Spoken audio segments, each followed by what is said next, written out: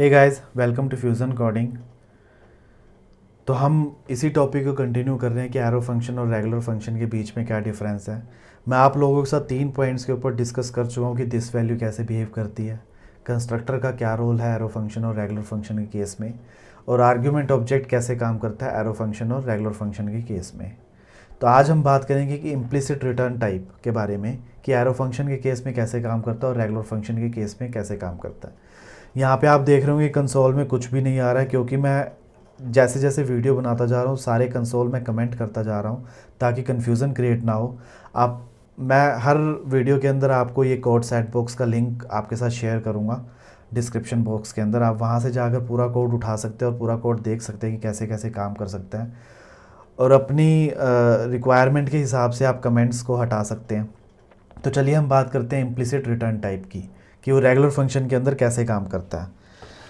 तो हम पहले रेगुलर फंक्शन की ही बात कर रहे हैं। देखिए, नॉर्मल रेगुलर फंक्शन में अगर रिटर्न एक्सप्रेशन स्टेटमेंट मिसिंग है तो वो अनडिफाइंड रिटर्न करेगा। In simple one liner answer, कि अगर रेगुलर फंक्शन के अंदर रिटर्न एक्सप्रेशन मिसिंग है तो वो अनडिफाइंड रिटर्न करेगा। Depending on the condition, obviously हमें क्या ज़रूरत है, कैसे हम फंक्शन के साथ काम कर रहे हैं। तो जैसे कि अगर मैं यहाँ पर एक फंक्शन बनाऊँ, मैं पहले लिख देता हूँ इम्प्लिसिट रिटर्न, राइट। मैं एक रेगुलर फंक्शन बनाता हूँ रैग रिटर्न, राइट, और मैं यहाँ पर सिंपली रिटर्न करता हूँ अभी के लिए कुछ भी न्यूमेरिक वैल्यू, राइट। मैंने 40 रिटर्न कर दिया यहाँ से, और मैं इस फंक्शन को यहाँ पर कॉल कर देता हूँ यहाँ से, राइट। और मैं रिफ़्रेश करके अगर कंसोल में रिज़ल्ट देखूँ तो मैंने कुछ भी कंसोल नहीं करवाया, तो दैट्स फाइन, राइट। अगर मैं यहाँ पर एक काम करता हूँ, तो मैं यहाँ पे वैल्यू ले लेता हूँ इसकी, var a rag is equal to और console dot log rag, right. तो यहाँ पे देखते हैं 40 रिज़ल्ट आया, right. As much as simple. अब मैं यहाँ पर एक काम करता हूँ, यहाँ पे मैं लिख देता हूँ, इसका कंसोल को क्लीन करता हूँ पहले, और इस रिटर्न स्टेटमेंट को अब यहाँ से हटाता हूँ। तो क्या रिज़ल्ट आया मेरे पास? Undefined, right. जैसे कि मैंने आपको बताया कि अगर रिटर्न एक्सप्रेशन स्टेटमेंट मिसिंग है तो वो अनडिफाइंड रिटर्न करेगा in the case of regular function, right. अब हम बात करते हैं एरो फंक्शन के केस में कि रिटर्न वैल्यू कैसे काम करती है। देखिए, रिटर्न वैल्यू वैसे ही काम करती है जैसे रेगुलर फंक्शन के अंदर काम करती है, बट इसके अंदर एरो फंक्शन के अंदर एक यूज़फुल एक्सेप्शन ये है कि अगर आपका एरो फंक्शन में एक ही एक्सप्रेशन है तो हमें रिटर्न स्टेटमेंट का यूज़ करने की कोई ज़रूरत नहीं है। हम उसे स्किप भी कर सकते हैं, तो भी वो हमें रिटर्न ही करेगा कुछ ना कुछ, मतलब कुछ ना कुछ नहीं, हमें वही वैल्यू रिटर्न करेगा जो कि हमें एक्सपेक्टेड है।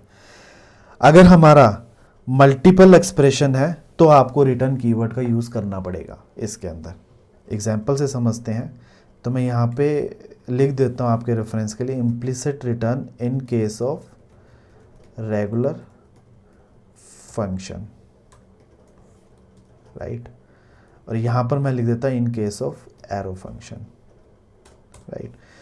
मैं यहाँ पर एक एरो फंक्शन बनाता हूँ, मैं सपोज करता हूँ कॉन्स्ट, एक एरो फंक्शन बनाता हूँ इंक्रीमेंट का, और वो कुछ नंबर ले रहा है, राइट।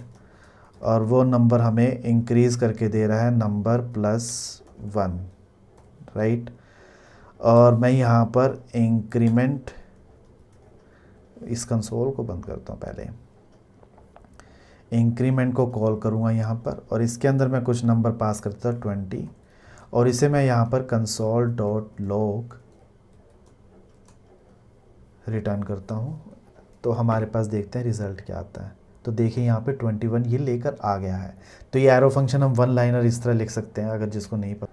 तो देखिए, मैंने यहाँ पर किसी भी तरह की रिटर्न स्टेटमेंट का यूज़ नहीं किया है, राइट। अगर आपका यही यहाँ पर मल्टीपल एक्सप्रेशंस होती तो आपको रिटर्न कीवर्ड का ही यूज़ करना होता। जैसे कि अगर मुझे यहाँ पर कुछ कंसोल करवाना है, सपोज कर लेते हैं मुझे कंसोल डॉट लॉग नम करवाना है, तो उस केस में देखिए वो फट जाएगा, वो कोड नहीं चलेगा। अगर हमें ये सब करना है तो हम ऐसे करेंगे।